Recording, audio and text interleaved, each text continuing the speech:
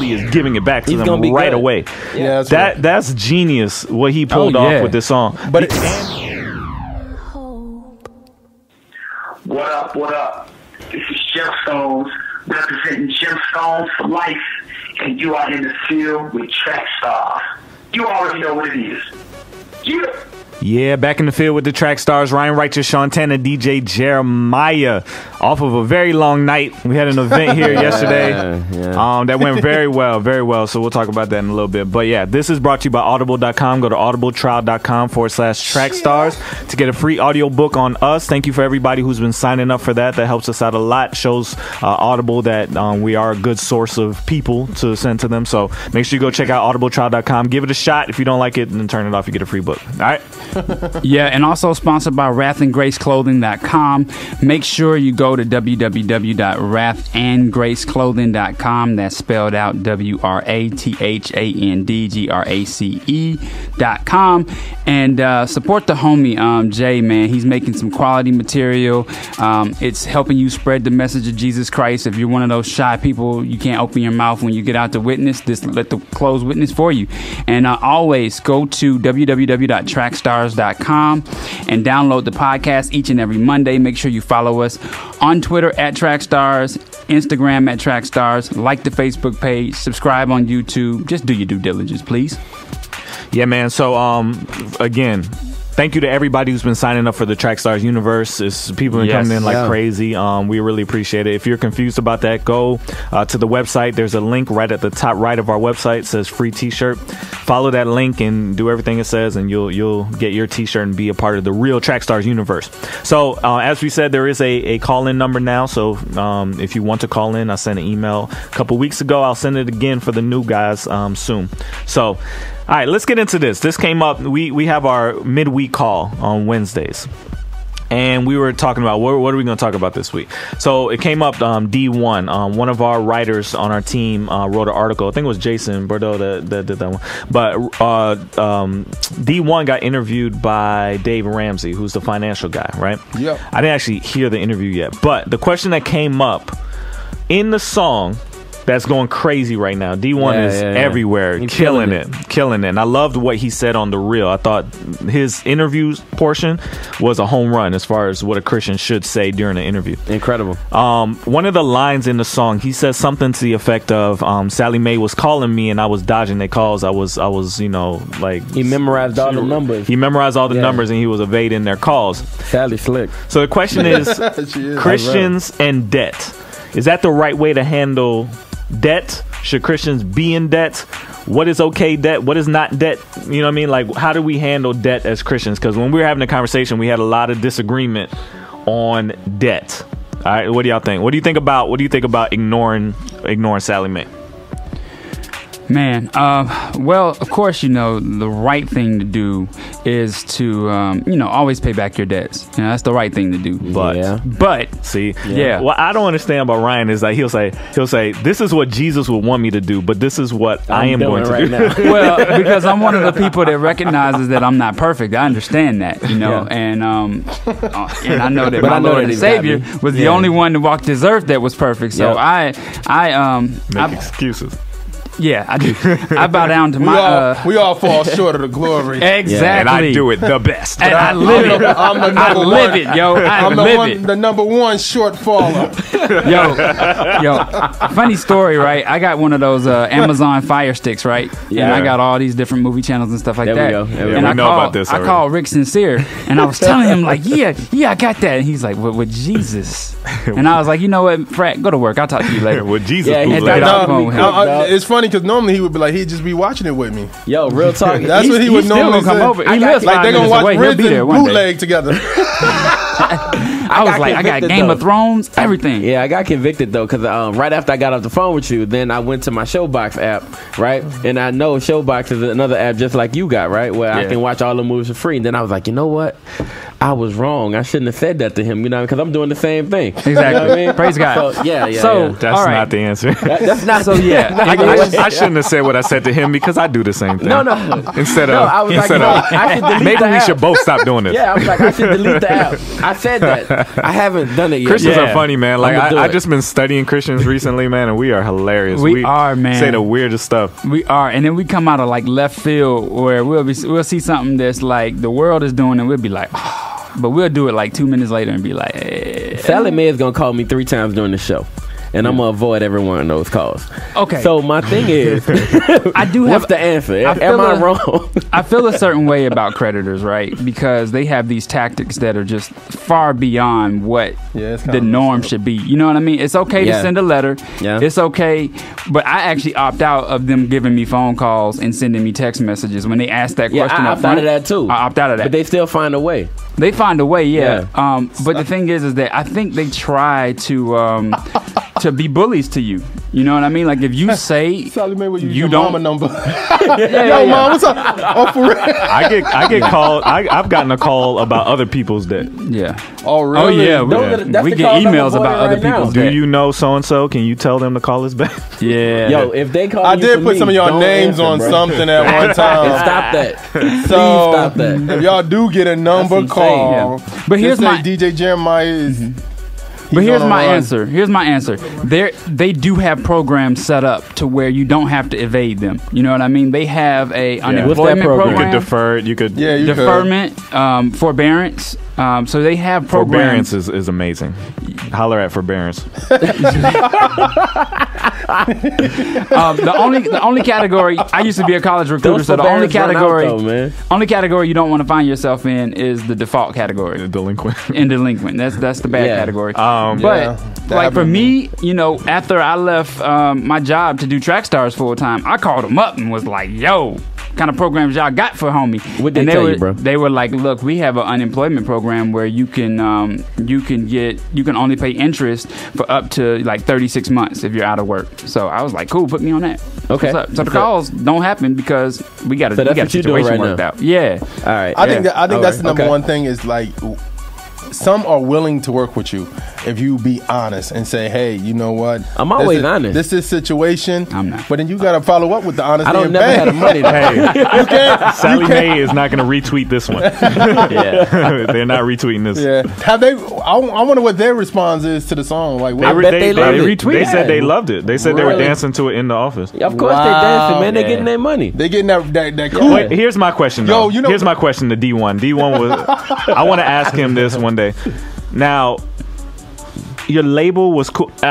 Was your label cool with that because you were going to do a song about it? Because I can't imagine me saying, here's money to make this album that's supposed to make us money, and you use it to pay off your student loan. Like, I would be pissed. Like, well, that's that. Wow. Ain't that I the didn't know about like that. when you sign a contract? Majority of the time with a record label, they give you advancement to be like, hey, live off this, and the times that not you make necessarily your money. live off of this. But Use this to make your album so you can make us money.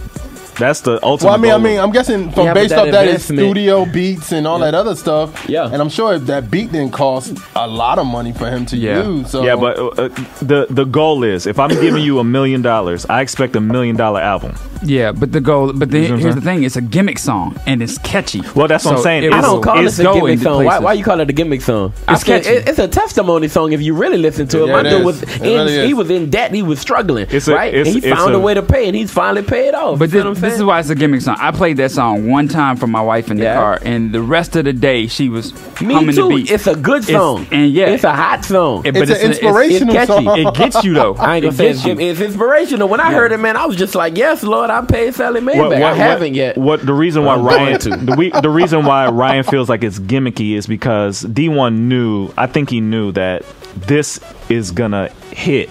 Yeah. Yeah. Because of the subject matter. Yeah. Nobody really talks about that. Yeah. And the fact that he figured out a way to do it. Now think about how genius him doing that was. It's incredible. You're taking a loan that basically you can't even file bankruptcy on that loan. Like you owe that till your death. Yeah, right? that's you real. do. And after your debt, somebody else got to pay. He traded it. He real. basically traded that debt for his advancement debt, which is a little different. You owe your advancement money back, but they can't like come after you for it. They just can say, hey, make more albums to pay this back. That's a different type of. He still owes the money. They got better ways of finding different him. people, Hold on. and it's not as serious as it was before. He gonna do a remix called "I'll Pay RCA Back." Well, that's the thing. He paid RCA back with the success of this song. So that was a free download. Yeah, but still, the attention he's getting is going to lot of he's it. real. He's everywhere, man. You know, he's killing it. So it's it's ingenious. He basically just moved his debt from Sallie Mae to RCA. Wait. And the song, it is. I'm telling you, it is. He did more stuff though, right? Like he said, he started to pay back one loan at a time, right? Like it wasn't just the fact that he just took a lump sum of money, paid off a lump sum of debt, right? He actually started to pay back like one loan at a time. With what? I don't know. I guess with the money he was making from the advance money. Maybe not all the advancement. Maybe it was some of the stuff he was making from shows. Maybe some of the stuff he was making from songs. Like he just remember he did a loan at a time. Too. He started knocking it down. I would do that.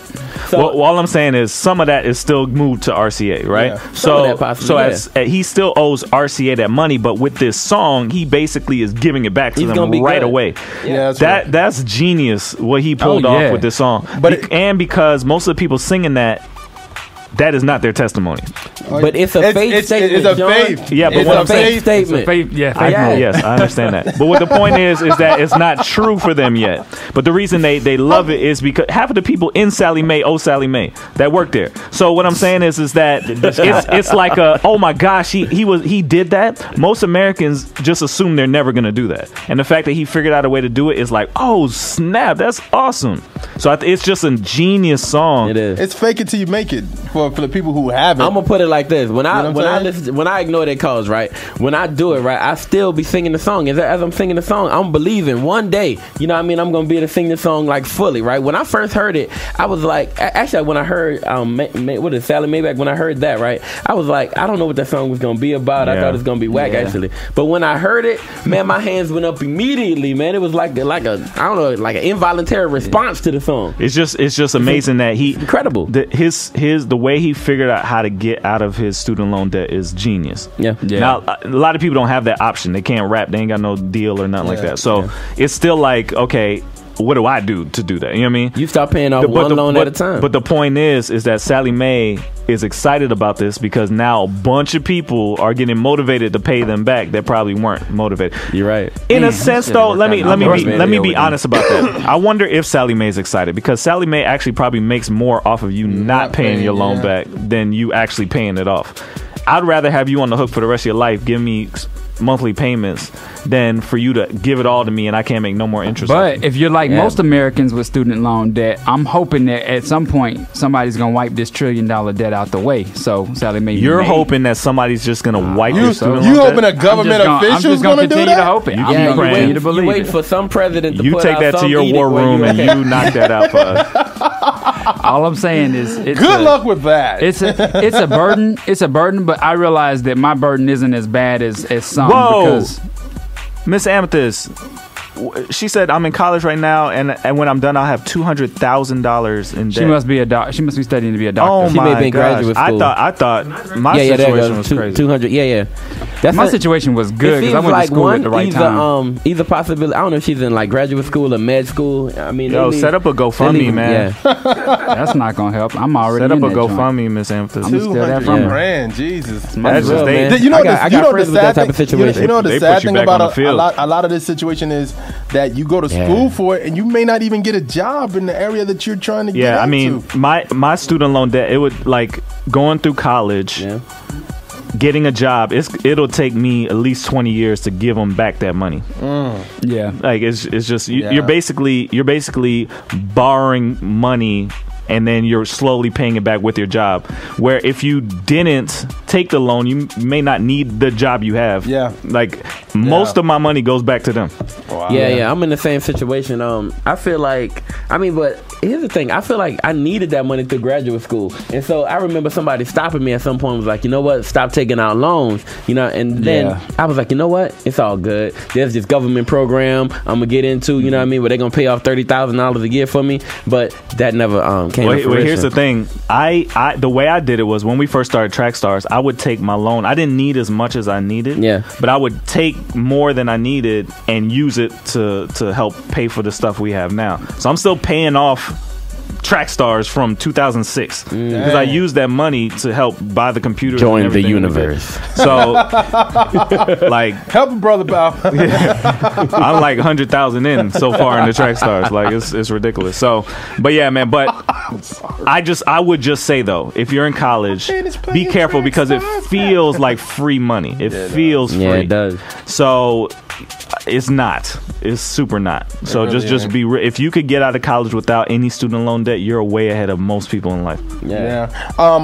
Real quick, we did talk about the somebody was asking about like, so how do you really do this? Like, how do you do it? You set up a plan with Dave Ramsey. You set up a plan and you really stick to that plan. And if you ever feel like you're going to have to fall off from that plan, you call them and say, hey, listen, this is what is going through right now. In emergencies only, because when you put yourself on forbearance, you're racking up interest. Yeah. And I paid off a certain amount. I put it on forbearance for a year because I had no job and I was doing this full time.